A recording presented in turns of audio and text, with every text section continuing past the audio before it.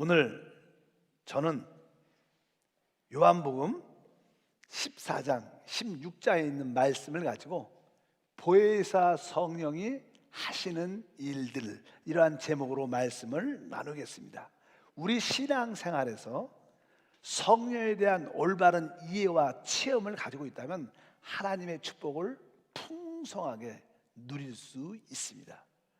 실제로 이 성령의 역사는 삼일째 하나님의 모든 역사를 포함하고 있습니다.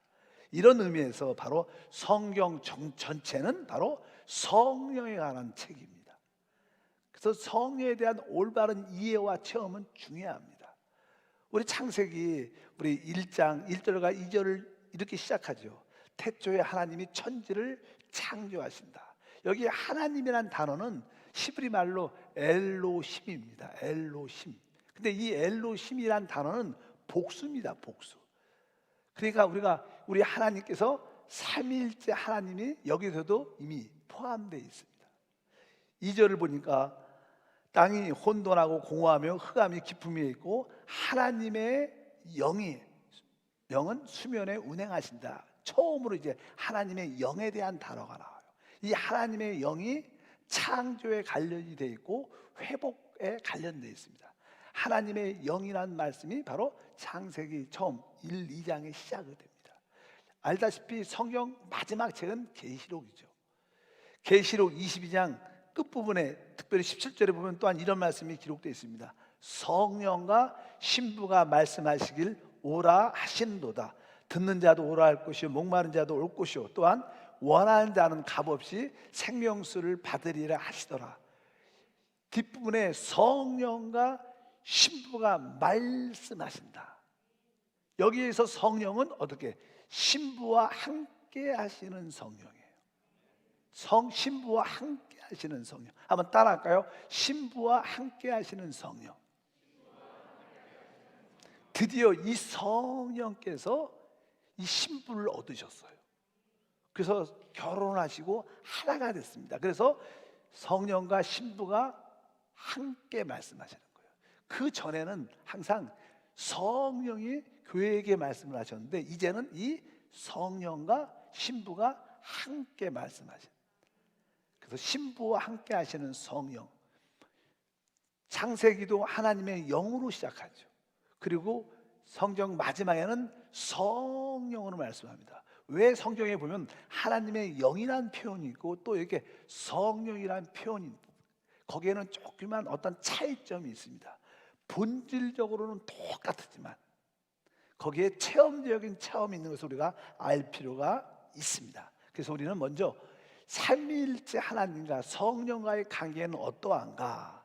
아까 말씀드렸죠. 창세기 1장 2절에 하나님의 영이 수면에 운행하신다. 그러니까 이 처음에 하나님의 영은 창조와 회복에 관련된 그런 용어죠. 그러나 신약에서 성령에 대한 첫 번째 단어가 이렇게 나옵니다. 마태복음 1장 18절에 보면 예수 그리스도의 나심은 이러하니라. 그의 어머니 마리아가 요셉과 약혼하고 동거하기 전에 성령으로 잉태된 것이 나타났으니, 예수의 잉태는 성령으로 말미암아 시작된 겁니다. 그러니까 예수의 잉태와 관련된 분은 누구예요? 성령이죠. 아까 하나님의 영은 하나님의 창조와 관련되어 있습니다. 여기서 말하는 성령은 예수와 잉태와 관련되어 있습니다. 그런데 우리가 요즘에 말하는 성령, 늘 우리가 말하는 성령이 있습니다. 워낙 단어가 비슷하니까 똑같은 거라 생각하지만 차이점이 있습니다. 우리가 말하고 있는 그 성령은 보혜사입니다. 보혜사는 다른 것이 아니라 바로 예수님이 죽으시고 부활하시고 승천하셔서 우리 가운데 오신 성령을 말씀해요. 그래서 우리가 체험하는 이 성령의 역사는 대부분 보혜사 성령을 말씀합니다. 왜 이런 표현이 있냐면 요한복음 7장에 보면 예수님께서 명절 끝날에 놀라운 말씀을 하나 하시는데 다 같이 읽어보니까 명절 끝날 곧 큰 날에 예수께서 서서 외쳐 이르시되 누구든지 목마르거든 내게 와서 마시라. 나를 믿는 자는 성경에 이른 것 같이 그 배에서 생수의 강이 흘러나오리라 하시니 이는 그를 믿는 자들이 받을 성령을 가르쳐 말씀하신 것이라. 예수께서 아직 영광을 받지 아니하였으므로 성령이 아직 그들에게 계시지 아니하시더라. 원래 성령은 이미 예수가 잉태될 때부터 이미 역사하셨고 예수님과 함께 하셨습니다. 근데 여기서 보면 이제 생수의 강이 그 배에서 흘러날 텐데, 근데 아직 그 성령이 제들과 함께하지 않았다는 거예요. 왜? 예수님이 아직 영광을 받지 않았다는 거예요. 이 영광이라는 것은 예수의 죽음을 통하여 부활하심이 그분의 영광입니다. 그래서 아직 예수님이 죽고 부활하시지 않았죠. 그때 말씀하신 이야기 때문에 성령이 제들이가 하지 않았다는 거예요. 그러니까 여기서 말하는 성령은 예수의 죽음과 부활 후에 우리에게 부어주는 축복을 말씀합니다. 그것을 바로 보혜사라고 말합니다. 성령이라고 말씀합니다. 그래서 우리가 요한복음 14장 오늘 본문 말씀에 기록되어 있습니다. 16절부터 다시 한번 보니까 내가 아버지께 구하겠으니 그가 또 다른 보혜사를 너에게 주사 영원토록 너희와 함께 있게 하리니 그는 진리의 영이라.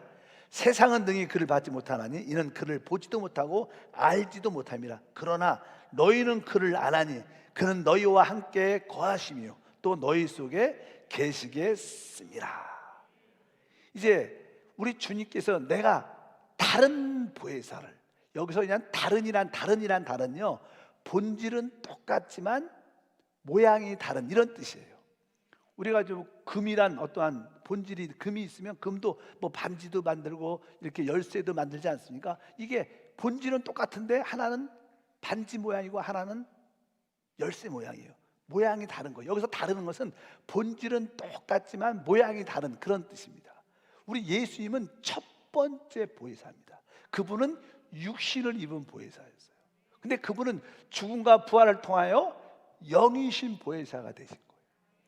그래서 육신과 영은 다르죠. 똑같은 보혜사인데 다른 보혜사, 바로 성령은 바로 다른 보혜사입니다.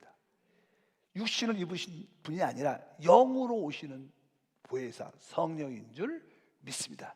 그 영을 성경에서는 바로 살려주는 영, 생명 주는 영이라고 말씀하죠.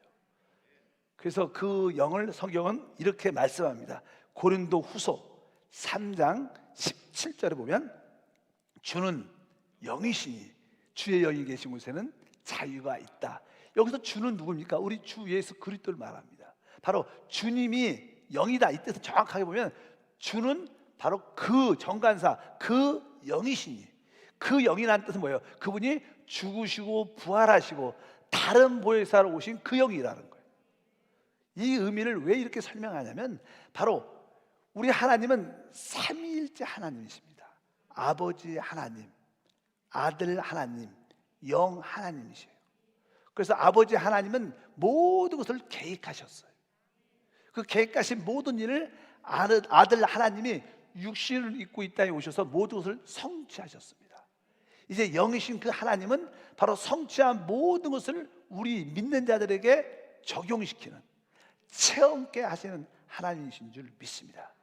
그래서 우리가 말하는 이 보혜사 성령은 삼위일체 하나님의 왕결이셔요. 왕결, 그러니까 아버지의 모든 것이 그 성령 안에, 보혜사 안에 다 들어있어요.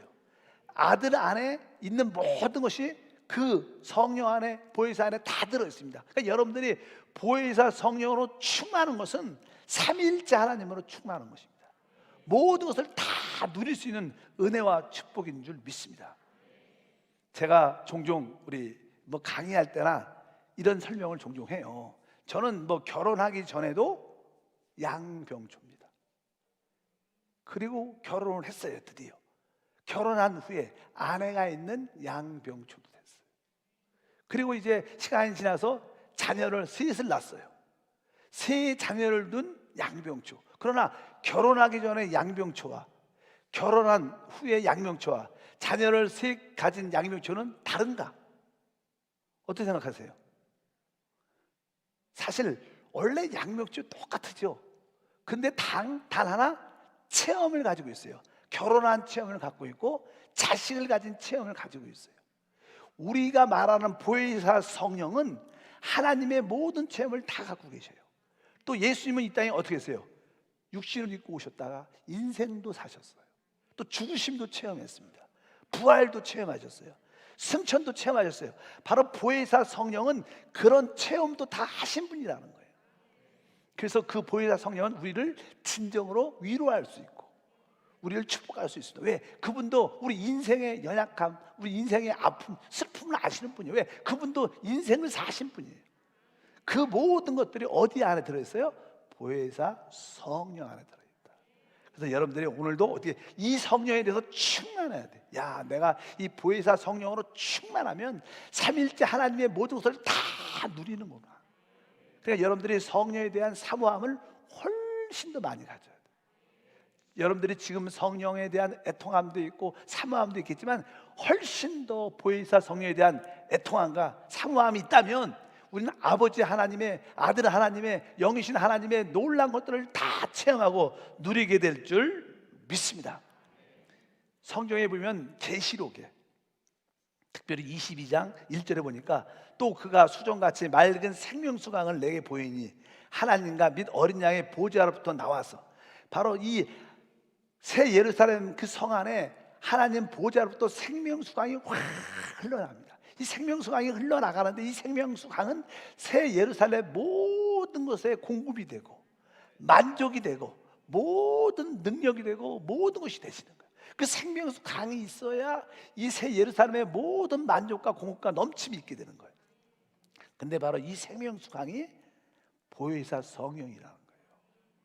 믿으시면 아멘. 그러니까 성령의 흐름이 있어야 모든 것이 살아나고 회복되고 충만함을 갖게 되는 거예요.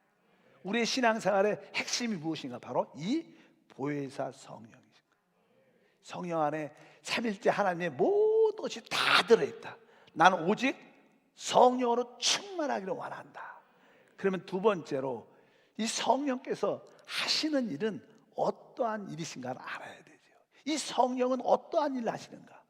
성령의 기본적인 원칙이 있습니다. 성령은요 오직 그리스도를 증거합니다. 그리스도가 이루신 일만을 말하십니다. 다른 이야기 하지 않아요. 성령이 하시는 일은 오직 그리스도를 증거하는 일을 하는 줄 믿습니다. 우리 한번 말씀을 한번 보겠습니다. 요한복음 15장이죠. 15장 26절입니다. 15장 26절 다 같이 읽어보면 내가 아버지께로부터 너에게 보낼 보혜사 곧 아버지께로 나오시는 진리의 성령이 오실 때 그가 나를 증언할 것이다. 이 진리의 성령, 이 보혜사는 누굴 증언해요? 오직 그리스도를 증언합니다. 만약에 여러분들이 성령을 받았다고 이상한 사람들이 이야기하고 이상한 이야기하면 그건 가짜 귀신의 영을 받은 거지 성령이 아닙니다. 성령은 그리스도를 증언하고 그분이 이루신 일만을 말하는 줄 믿습니다. 또 하나의 그분의 증언이 있는데 그분은 바로 우리가 구원받은 우리가 하나님의 자녀임을 증언해요. 로마서 8장 16절 말씀을 읽어보면 성령이 친히 우리의 영과 더불어 우리가 하나님의 자녀임을 증언하시나니 이 성령은 바로 우리 안에 오셔서 바로 우리 구속받은 우리가 너는 하나님의 자녀다. 두려워하지 말라. 염려하지 말라. 내가 너와 함께한다. 성령이 계속 넌 하나님의 자녀라는 것을 증거한다는 거예요. 성령은 그리스도를 증언할 뿐만 아니라 우리가 구원받은 우리가 하나님의 자녀임을 말씀하신 줄 믿습니다. 그렇다면 이제 그 성령이 우리 가운데 어떤 일을 하시는가? 첫 번째로 그분은 바로 죄인들이 회개할 수 있도록 바로 그리스도를 믿도록 세상 모든 사람을 책망합니다. 책망. 사람이 책망을 들어야 그 책망을 받아들일 때 회개하고 예수를 믿을 수 있습니다. 그래서 그 내용이 오늘 본문 말씀에 있었어요. 요한복음 16장이죠. 한번 7절부터 읽어보니까 그러나 내가 너에게 실상을 말하노니 내가 떠나는 것이 너에게 유익이라. 내가 떠나가지 아니하면 보혜사가 너에게 오시지 아니할 것이요 가면 내가 그를 너에게 보내리니 그가 와서 죄에 대하여 의에 대하여 심판에 대하여 세상을 책망하시리라. 죄에 대하여 하면 그들이 나를 믿지 아니하며 의에 대하여 하면 내가 아버지께로 가니 너희가 다시 나를 보지 못하며 심판에 대하려 함은 이 세상 임금이 심판을 받았습니다. 그러니까 성령이 오실 때 그분은 세상, 모든 세상 즉 사람들을 책망하는데, 성령이 우리 가운데 찾아오시면요, 내가 그동안 죄 가운데 살아왔구나, 이것을 마음에 느끼게 돼요. 보통 우리는 그런 내가 죄인이란 인식이 그렇게 많지 않습니다. 근데 성령이 오시면 내가 죄가 무엇인가가 알아져요. 의가 무엇인가, 심판이 무엇인가가 깨달아지는 축복이 있어요. 여러분 모두가 이러한 성령의 체험을 가시길 축복합니다. 죄가 무엇입니까? 사실 세상 사람도 죄인이고 우리도 죄를 많이 졌죠. 똑같은 죄인이에요. 다만 하나님이 우리에게 구원을 은혜로 주시는 겁니다. 하나님이 이 신약 시대에 딱 하나의 계명을 주셨죠. 신약 시대에. 그래서 뭐요? 주 예수를 믿으라는 거예요. 주 예수를 믿으면 구원받는 거. 사람들이 왜 죄로 멸망받느냐? 그들이 뭐 죄를 많이 져서 멸망받냐? 그게 아닙니다. 예수를 믿지 않기 때문에. 우리는 왜 멸망 안 받아요? 우리는 예수를 믿기 때문에. 그러니까 죄라는 것은 그리스도를 믿지 않는 게 죄입니다. 그럼 의가 무엇인가? 바로 그분이 죽으시고 부활하심으로 아버지께 올라가셨어요. 그분이 부활하시면 우리는 의롭다함을, 바로 예수가 의가 되는 거예요. 예수를 믿는 모든 사람은 의가 되고, 그리고 죄 가운데 있는 모든 죄의 근본은 마귀인데 결국 마귀는 심판에 던져진다는 거예요. 이것이 하나님 성령에 대한 깨달음이 우리 안에 주시는 축복인 줄 믿습니다. 그래서 이 죄는 아담에 관련되어 있죠. 우리가 죄 가운데 있다는 건 아담에 속해 있다는 거예요. 그러나 주 예수를 믿을 때 아담 안에서 그리스도 안으로 옮겨집니다. 의 안으로 옮겨집니다. 그리고 사단과 함께 할 때는 영원한 심판을 받게 되는 것입니다. 사람은 지금 아담에 속하든지 그리스도 안에 속할 것입니다. 만약에 아담에 속해서 나오지 않는다면 마귀와 함께 심판을 받을 거예요. 그러나 우리가 그리스도 안으로 옮겨진다면 바로 그리스도와 함께 영생을 누리게 되는 은혜와 축복이 함께 할 것을 믿습니다.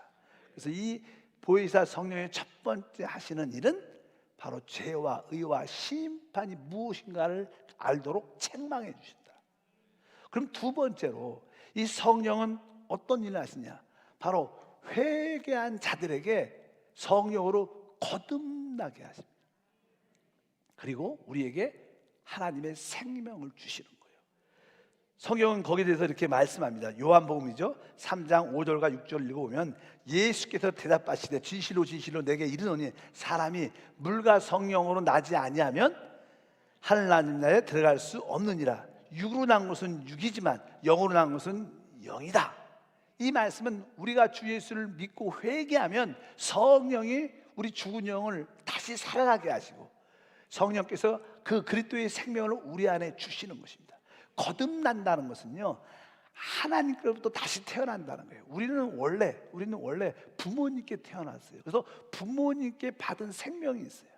그래서 우리의 육신의 생명, 우리의 육신의 인격을 갖고 있습니다. 사람의 생명이죠.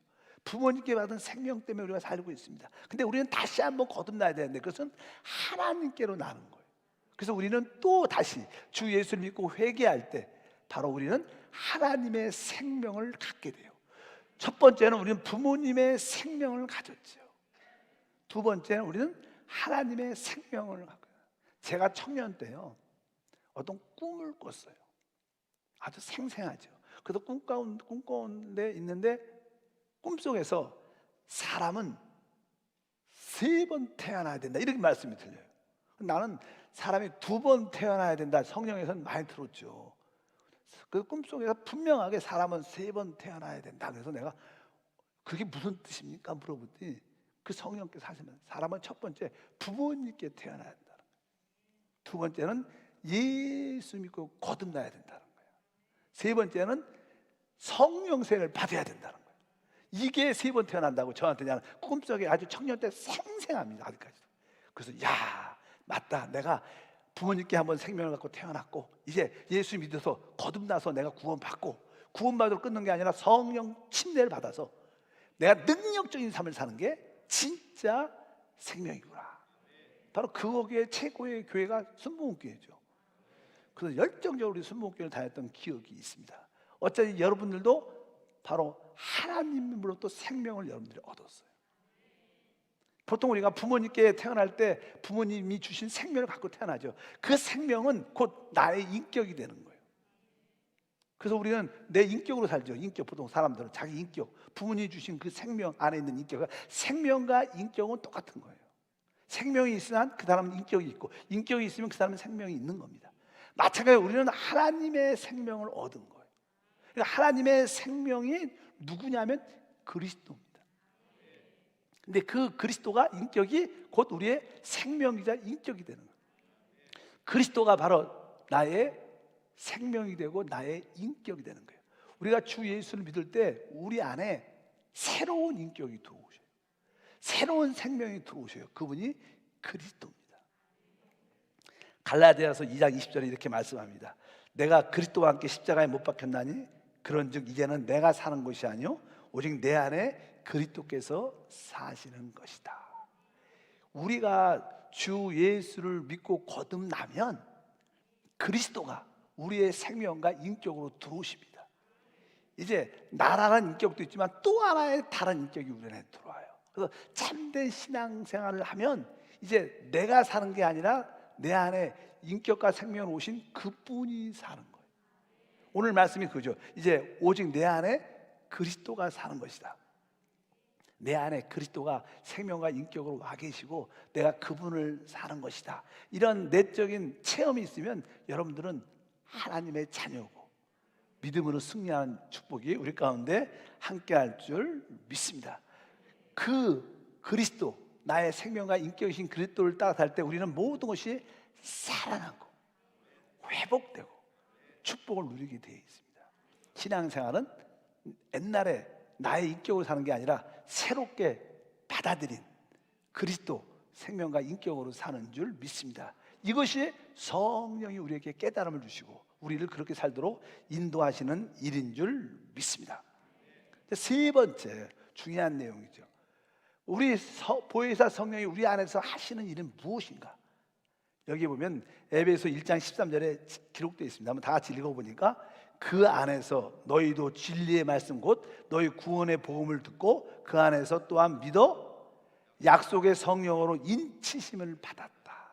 인치심, 약속의 성령. 하나님이 우리에게 약속하신 것이 있는데 그것이 성령인데 성령의 인치심 따라합니다. 성령의 인치심. 주 예수를 믿으면 여러분들이 성령을 받지요. 그것을 다른 말로 성령의 인치심을 받았다는 거예요. 우리 참된 신앙생활은 내 안에 성령이 계신 걸 확실히 아는 거예요. 아까 성령이 뭐예요? 너희 안에 거하시며 너희 속에 계시겠습니다. 계속 그 말씀을 하셔요. 성령은 영적이지만 그분은 확실하게 우리 안에 계십니다. 그래서 여러분들이 내가 성령의 인치심을 받았구나. 그래서 여러분들은 적어도 내적인 성령의 계심을 느껴야 돼요. 이것이 바로 성령의 인치심입니다. 근데 성령이 왜 인치셨을까요? 그것은 인친다는 것은요, 이 도장을 찍는다는 뜻입니다.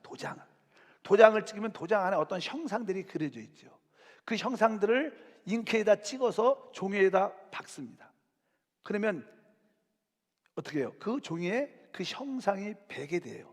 뭐 잉크를 많이 묻혀갖고 자꾸만 찍으면 점점점 그 형상이 종이에 깊이 배이고 적셔져서 이게 똑같은 모습을 갖게 됩니다. 하나님께서 여러분에게 성령으로 인치신 이유가 있습니다. 이 우주에 하나님의 기업이 있어요. 이 우주에 하나님이 가장 귀하게 여기는 거 있습니다. 그것은 바로 사람입니다. 구속받은 여러분입니다. 하나님은 구속받은 구원받은 우리가 그분에게 기업입니다. 축복이죠. 그러니까 하나님의 기업이 무엇이냐? 그러면 구원받은 여러분입니다. 근데 그 증거가 무엇이냐? 바로 여러분이 하나님의 기업임을 증거로 성령이 도장을 찍은 거예요. 너는 내 것이다. 너는 내 기업이다. 너는 나의 모든 것이다. 그래서 성령이 도장으로 인치신 거예요. 그러니까 이 인치심의 특징은 바로 우리가 하나님의 기업이다. 한번 따라합니다. 나는 하나님의 기업입니다. 그래서 우리 하나님이 그 증거로 성령으로 여러분을 부어주신 거예요. 성령으로 인치신 거예요. 그래서 여러분들은 두려워할 필요가 없어요. 하나님이 볼 때 우리가 하나님의 기업인데 우리는 잘 될 수밖에 없는 거예요. 결국 모든 것이 참여까지 선이 이루어지고 다음 시대와 영원한 시대 주님과 함께 왕노릇하는 우주를 상속받는 최고의 삶이 우리의 믿음인 줄 믿습니다. 그래서 내가 하나님의 기업이구나. 하나님 날 그렇게 귀하게 여기는구나. 그러나 또 놀라운 단어가 또 하나 기록되어 있습니다. 그것은 그 다음에 14절에 기록되어 있어요. 14절 다 같이 읽어보니까 이는 우리의 기업의 보증이 되사 그 얻으신 것을 속량하시고 그의 영광을 찬송하게 하려 하심이라. 여기 보니까 이는 우리 기업의 보증이라는 단어에서 따라하게 보증이라는 단어는 우리 보통 말할 때 담보라 때 담보, 보증 쓴다. 담보물을 냈다. 담보물을 내라. 보증, 누가 보증 쓰겠어? 담보, 똑같은 단어입니다. 우리는 하나님의 기업입니다. 그래서 성령으로 인쳤지만 또 우리가 볼 때는 하나님이 우리의 기업이에요. 하나님이 누구 기업이에요? 우리의 기업이에요. 그럼 하나님이 우리의 기업인 보증, 담보가 있어야 될 거 아니에요. 말로만 보증, 내 기업이야 그렇게 말하면 의미가 없으니까 하나님이 내 기업이다. 그러면 하나님 그 담보를 몸을 주세요. 그 보증이 뭐예요? 바로 그래서 우리에게 성령을 주신 거예요. 성령이 이 땅에서 100% 누리지 못하지만 그 성령이 하나님의 담보예요. 그러니까 하나님이 내 담보야. 하나님이 성령이 내 담보물로 주셨기 때문에 하나님은 내 기업이다.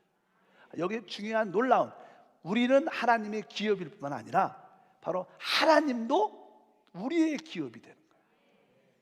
그래서 하나님의 기업 입장에서 성령으로 인치신 것이고, 우리 볼 때 하나님이 나의 기업의 입장에서는 그분이 담보물로 성령을 나한테 주신 거예요.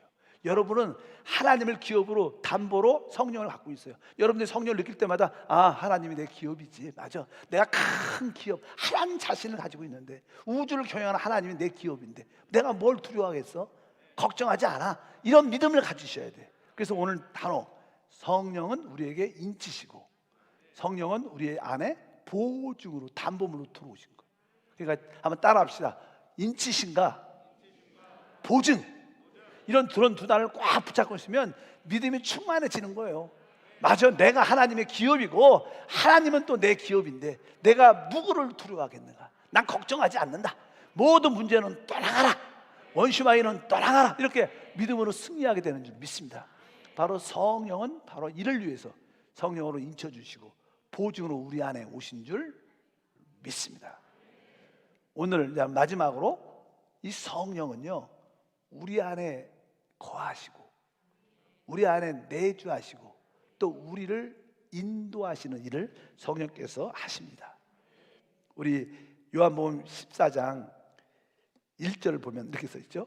그는 진리의 영이라 세상은 능히 그를 받지 못하나니 이는 그를 보지도 못하고 알지도 못함이라. 그러나 너희는 그를 아나니 그는 너희와 함께 거하시며 너희 속에 계시겠습니다. 세상 사람들은 성령을 알 수도 없습니다. 왜? 성령은 믿는 사람 안에만 역사해요.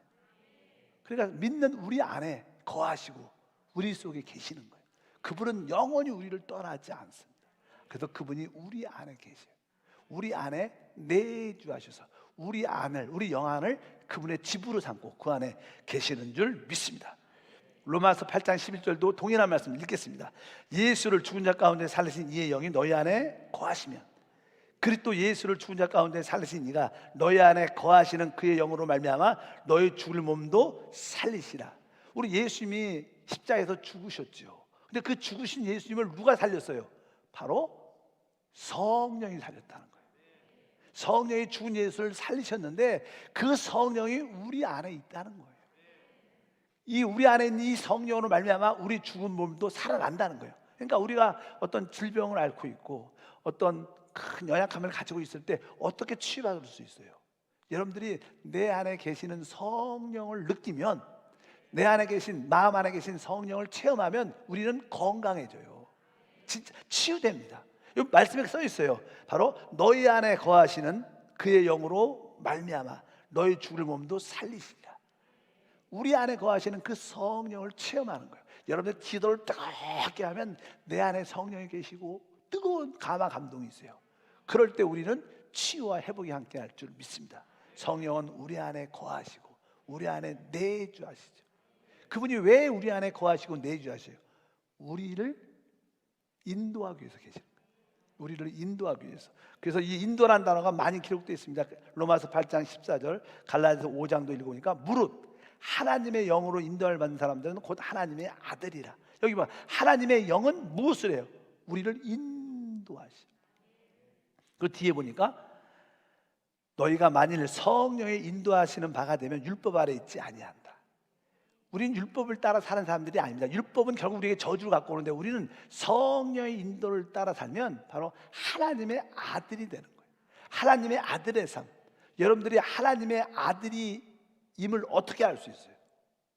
내 안에 성령의 인도가 있다. 내가 하나님의 자녀임을, 하나님의 아들임을 어떻게 알 수 있어요? 여러분 안에 성령의 인도가 있다면 여러분들은 하나님의 아들이고 하나님의 자녀고 축복을 누립니다. 여러분 내적으로 그런 하나님의 인도를 느끼십니까? 성령의 인도를 느끼십니까? 느끼셔야 돼요. 그게 정상적인 거예요. 그래서 그분이 우리 안에 계시는 거예요. 그래서 여러분들의 신앙은 항상 내 안에 오신 그 성령님, 그분이 뭐예요? 그리스도죠. 그분이 나의 생명과 인격이신데 늘 그분의 인도를 따라 살겠다는 그런 애통한 마음이 있어요. 그럼 여러분 삶 가운데 놀라운 생명의 역사가 나타날 줄 믿습니다. 바로 우리 보혜사 성령은 이런 다양한 일을 우리 안에서 행하셔요. 뭐 다음 주에 더 보겠지만 바로 기본적으로 이러한 죄와 의와 심판에 대해서 우리를 책망하시는구나. 그분이 우리를 거듭나게 하시고 바로 그리스도를 나의 생명과 인격으로 우리 안에 들어오게 하시는구나. 그분이 내가 하나님의 기업임으로 성령으로 인쳐주셨고 또 하나님이 나의 기업임을 증명하기 위해서 성령을 보호중으로 담보로 나한테 주셨구나. 성령은 바로 나의 담보물이구나. 이렇게 아시면 돼요. 그다음에 그분이 내 안에서 나를 인도하신다. 이 성령을 따라 살면 삼일째 하나님의 모든 누림을 마음껏 누리게 될 줄 믿습니다. 하나님 아버지 감사합니다. 다시 한번 보혜사 성령 하나님의 실제를 보게 하소서. 성령 안에 하나님의 모든 것이 다 있습니다. 그 보혜사 성령으로 충만함을 사모하고 우리 안에 있는 그 성령을 따라 행하는 우리 모두가 되게 하옵소서. 주 예수 이름으로 기도합나이다. 아멘.